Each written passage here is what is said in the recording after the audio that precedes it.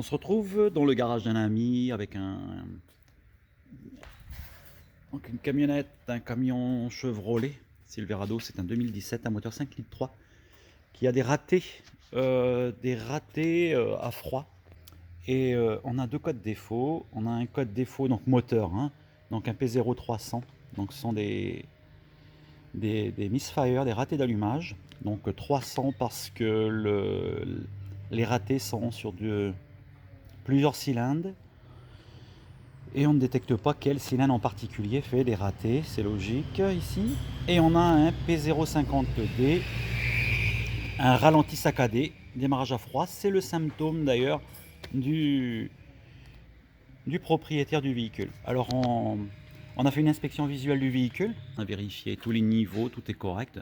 L'état du moteur aussi est très propre.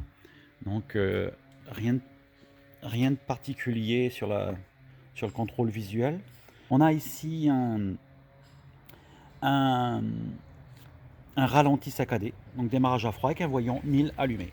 Ok, ici avec ces deux codes défauts, on est sur quelque chose sur la balance des injecteurs, c'est-à-dire on a peut-être un problème d'encrassement d'un injecteur ou de conduit d'admission ou de la suie qui vient perturber l'injection d'essence et le moteur donc est instable.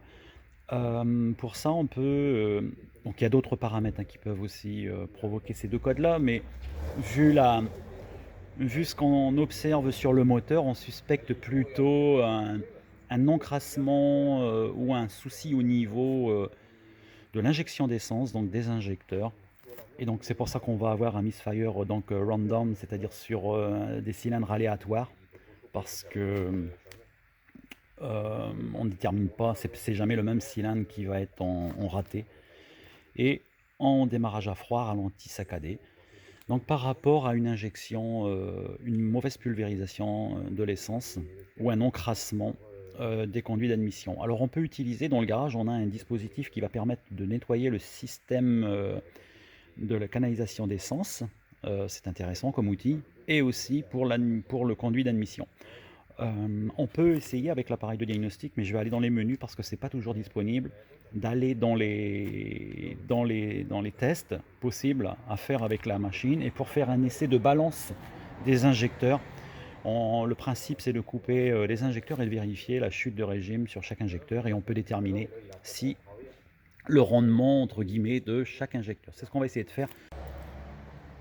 Alors voilà, ici c'est super. Dans les tests, dans les systèmes donc de commande avec l'appareil, dans le système d'alimentation carburant, on a un certain nombre de tests. L'activation de la pompe dépressurisée, le système d'alimentation carburant, c'est important. On parlera peut-être avant de brancher justement notre outil. Il faut bien dépressuriser le système d'alimentation carburant. L'équilibre de puissance des cylindres, c'est intéressant aussi lorsqu'on a les codes P0300.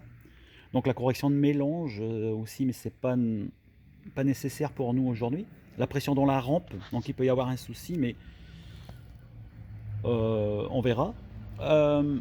Et l'équilibre des injecteurs de carburant. Voilà, l'équilibre des injecteurs de carburant, c'est le test qui va nous intéresser. Donc on va poursuivre sur ce premier test, équilibre des injecteurs de carburant. Alors ici, on se retrouve dans le menu d'équilibre des injecteurs de carburant, hein. Et puis on va avoir donc les conditions ne sont pas encore réunies, c'est-à-dire que pour faire ce test il faut avoir des conditions, donc il faut démarrer le moteur, il faut avoir un régime moteur stable. Alors ici hein, le véhicule est sur l'extérieur et voilà, donc là on a lancé le test et puis j'ai ici la commande des différents injecteurs, des coupures des injecteurs, donc c'est un 8 cylindres et on pourra vérifier la chute de pression. Voilà, on va lancer ici. Voilà, l'injecteur est coupé et on peut voir ici, on mesure bien 292 donc kilopascal la chute de pression lorsque donc on voit bien qu'il y a eu que ça a fonctionné. Donc on va faire un test sur le cylindre numéro 2, on va faire et on fera ainsi de suite. Donc on voit ici une différence déjà notable au niveau de la chute de pression. On poursuit le test et on va voir à la fin donc le tableau avec les différentes. Alors évidemment on ne devrait pas avoir un écart de plus ou moins 10% entre les différents cylindres. Donc on prend la valeur la plus haute, la valeur la plus basse, et on peut déterminer, voilà, là par exemple on voit 340 et 292, on voit quelques soucis. Donc on continue et on voit le résultat ensemble à la fin du test. Oui.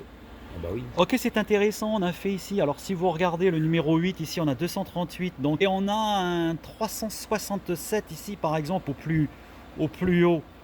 On avait 302 et là on a 238 sur le cylindre 8. Alors notre diagnostic est bien confirmé sur l'anomalie des injecteurs. Alors on va pas changer les injecteurs ou l'injecteur incriminé tout de suite. On va d'abord faire le nettoyage parce que les valeurs sont totalement interprétables pour nous et confirment bien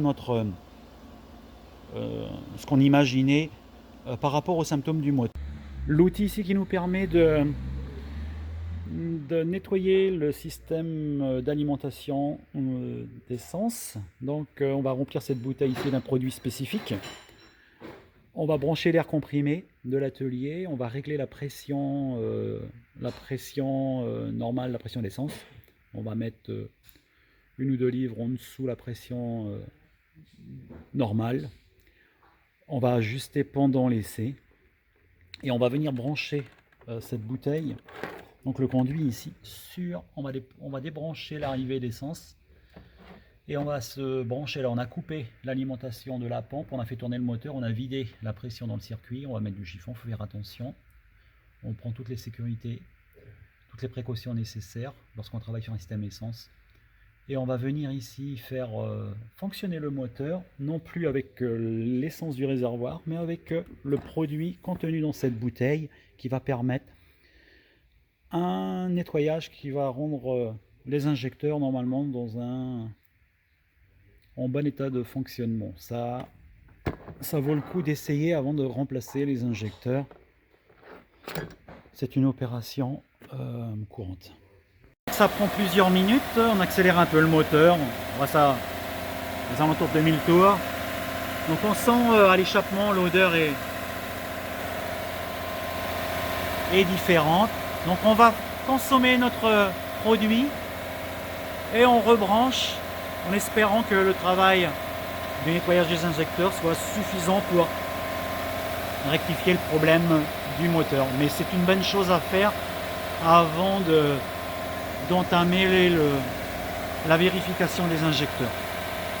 Alors voilà le produit. Donc 500 ml de produit. Hop, ça fait 5 bonnes minutes que le moteur tourne. Il faut à peu près 10 minutes. Et voilà, donc opération de nettoyage des injecteurs se termine à la fin de la consommation de notre bouteille. Ensuite, on refera des essais avec l'appareil de diagnostic, bien effacer les codes, et on refera un test de balance des injecteurs pour vérifier que notre produit a agi. Sans ça, il faudra poursuivre la réparation plus en profondeur. Voilà, donc on a rebranché le système. La voiture maintenant refonctionne sous son propre circuit. On a effacé tous les codes avec l'appareil de diagnostic. On a fait une vérification aussi du système de balance des injecteurs. Les valeurs sont bien correctes maintenant par rapport au test qu'on a fait avant le nettoyage des injecteurs. Voilà, donc cette opération est terminée.